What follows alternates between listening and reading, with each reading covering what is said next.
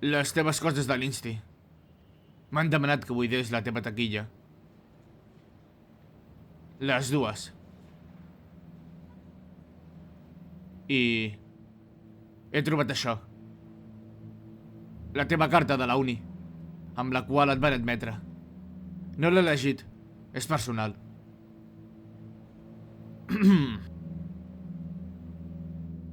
No he crescut envoltat de molta positivitat i si vaig tenir influències al meu voltant sens dubte van ser dolentes.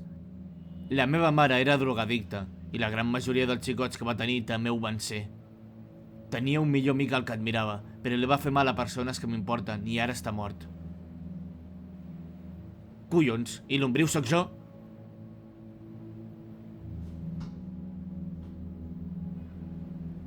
Va haver-hi una època en la qual no tenia res més que la roba que portava posada i els remordiments a qui vaig fer mal.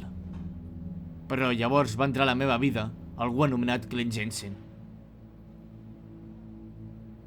Vas escriure sobre mi?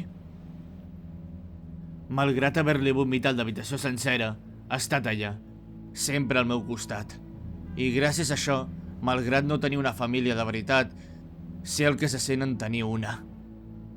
Perquè Clay me l'ha regalat. Perquè ell és...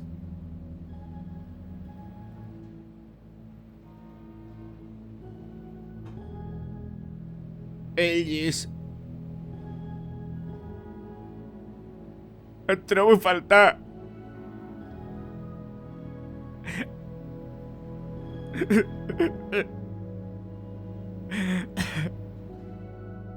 Com podré viure sense tu?